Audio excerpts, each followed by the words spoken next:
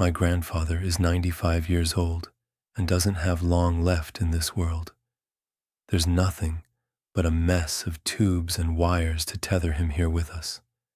It's difficult for him to speak, but each rasping whisper carries a severe weight that cannot be interrupted. My family doesn't talk about things like death, though, so whenever I visit with my dad, we tend to spend most of the time sitting in near silence. What a news week, huh? My dad might say. Grandfather will grunt. Crazy world. Then silence again. Small talk seems almost disrespectful to the gravity of the situation, but no one wants to be the first to broach the irrevocable goodbye.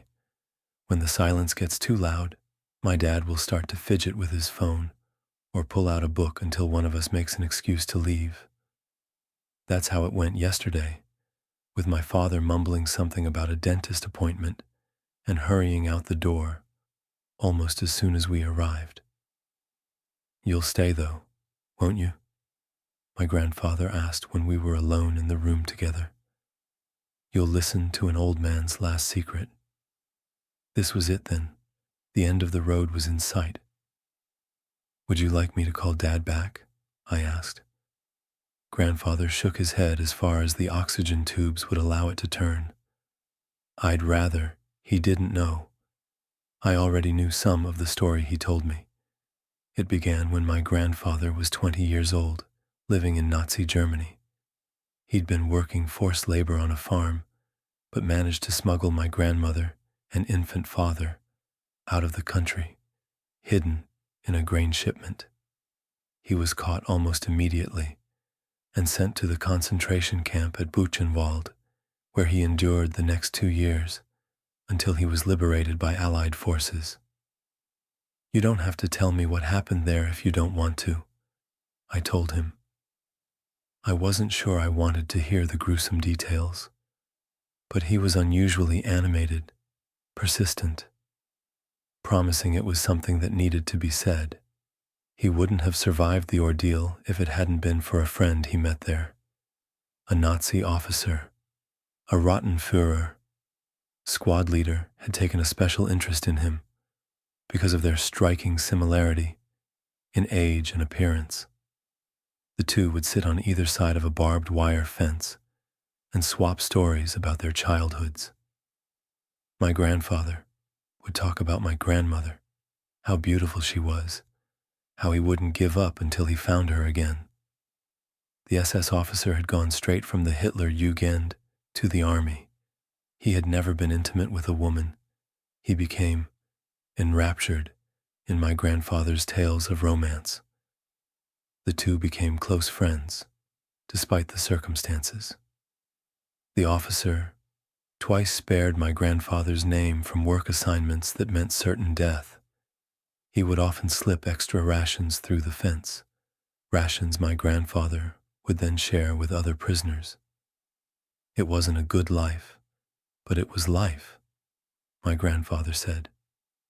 Things changed as the war drew to a close. The Nazi officers grew paranoid, desperate. The rumor that the Rottenführer was protecting my grandfather put him in danger with his own men. Faced between his friendship and his own life, the Rottenführer made a decision. He signed the order for my grandfather to be sent to a nearby armaments factory. 18-hour workdays, starvation rations, no medical attention, a death sentence. In the name of love, my grandfather pleaded, "Let me live, just long enough to find her again." The Rottenführer was moved, but his decision was final. His only compromise? To record the address of where my grandmother had gone, to send her a letter. "So, how did you survive?" I asked. "Did he change his mind? Were you rescued from the factory?" My grandfather's breath faltered, coughing, wheezing. Finally, he spoke. Shielded from the worst of the camp by the Rottenführer, the transition to the factory proved too difficult for the young farmer. He didn't last the first week. I stared at him. "What do you mean, didn't last? How did you get out?" He coughed again, struggling for breath. And then, April 11th, 1945, Buchenwald was liberated. Many of the Nazis had already fled. Others stayed, locking themselves inside, pretending to be prisoners.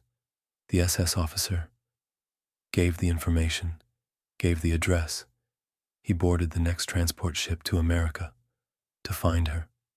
The gears in my head turned, and then stopped. Your grandmother was suspicious when I met her, but I knew so many stories about her. I raised his boy as my own. I lived the life he dreamed of. Do you think your real grandfather would forgive me?